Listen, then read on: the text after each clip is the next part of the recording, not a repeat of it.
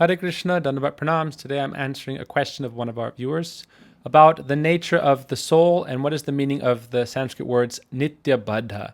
Nitya Baddha is generally translated as eternally conditioned. So the question is, if the jivas are eternally conditioned, then how would they ever be delivered? If by chance they are delivered, then how would you call them eternally conditioned? So actually our Gurudev, Srila Bhaktivedanta Rango Swami Maharaj, would say that this Nitya Baddha generally should be understood as time immemorial. When we say eternally conditioned, we should understand it to mean that they are conditioned since time immemorial, or it is so far back, it is as if as good as eternal for our means. Also, sometimes nitya is used to mean continuous. Not always is it used to mean eternal. It can mean continuous, like duties that one must continuously perform, like a nitya karma, daily or continuous responsibilities or actions of dharma that one must follow. So if we think of it in that way, then nitya baddha doesn't necessarily mean eternally conditioned. It means conditioned in Maya since time immemorial. That's a better way to understand it. And also we can think of it in another way, which is that whether we are in the spiritual realm or the material realm, either way we're under the shelter or under the influence of Mahamaya or Yogamaya. We will always be in this way somehow or other bound. Even in the spiritual realm, we become bound by prem, love. Even Krishna becomes bound by prem. If we think of Baddha being bound, then we can say that Jiva and Krishna are both Nitya Baddha in the sense that they're eternally bound together by love. We can see this in the case of Sri Krishna, who even though he is unconquerable, he is the Supreme Lord, but yet he becomes conquered by the love of his mother Yashoda and is bound by her with the ropes of her love. And we see this in the pastime of Dambandhan Lila. So in some ways we can see even Krishna is bound by love. And indeed, he desires to be bound by love. He is thus also called Radha Damodar, he who is bound by the love of Srimati Radhika. And even Bilvamangal Thakur, he writes this beautiful astakam called the Chora Graganyam astakam. And there he says, Kara grihe basa sada hridaye madiya. That, O Krishna, you are the thief of my everything, and yet the noose of my devotion has bound you. And I will keep you bound thus in the prison house of my heart.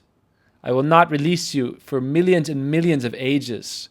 Tvam Krishna he pralaya koti shatantarepi sarvasya chora hridayam nahi mochayami. O Krishna, I will not give you any freedom from my heart. We see also Bali Maharaj. Krishna bound Bali Maharaj. When he freed him from Maya, Krishna bound him. And then also, he gave a boon to Bali Maharaj, and Bali Maharaj, with his boon, he bound Krishna. So we can see that the Lord and the devotees are always bound to this relationship of love. That is actually one of the meanings of our Gurudev's name, Bhakta Bandhav. Means that force which is binding the devotees with pure, deep love. Bandhav means superlative friendship in a way that is like a bandhan, a bondage of friendship. And it is so strong that it can never be broken. That means real friendship.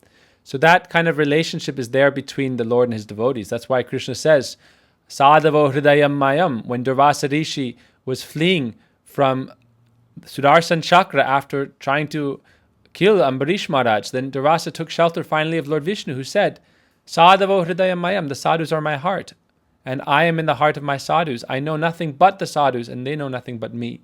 In this way, Krishna said, I am always bound in the hearts of my devotees, and they are always bound in my heart.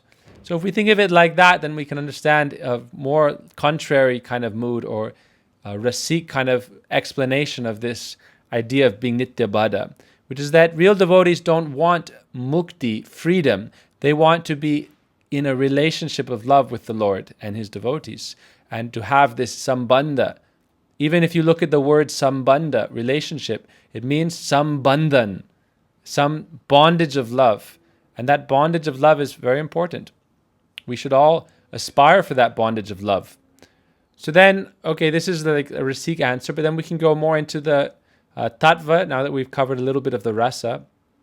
As I said, our Gurudev would say, Nitya Baddha means bound since time immemorial. So the idea is that we come from the Tatashta region, the marginal region, that it is beyond the conception of material time.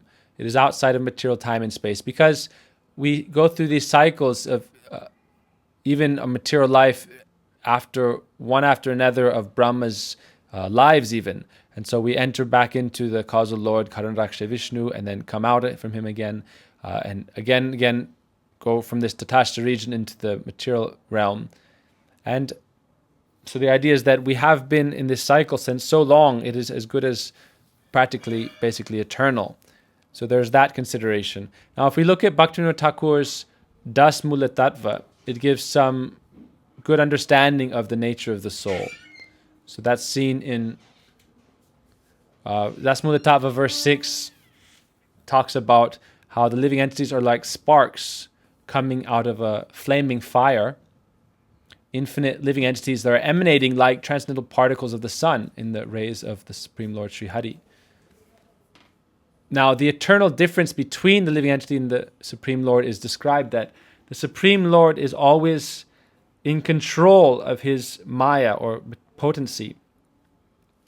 This is the main difference. And the living entity, because he is infinitesimal, he is always susceptible to coming under the control of the material energy or the material nature.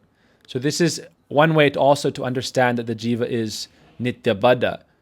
That Bhaktivinoda Thakur says that Vase Maya Yasya Prakriti Patire Varishvara Iha Jivo Mukto Api Prakriti Vasa Yogya Swagunataha. Swagunata means by his own qualities. Even in the liberated state, Jivo Mukto Api, then the living entity is susceptible to come under the power of the Lord's transcendental, in this case, Prakriti. So there's the Mahamaya, which is the material energy of the Lord, the material potency of the Lord, and there's the external potency, and then there's the Yogamaya, or the spiritual potency. So the point is that even in the liberated state, the jiva may come under the control of the Yogamaya potency. Therefore, in that sense, we can consider that the jiva is always in some sense baddha, or bound.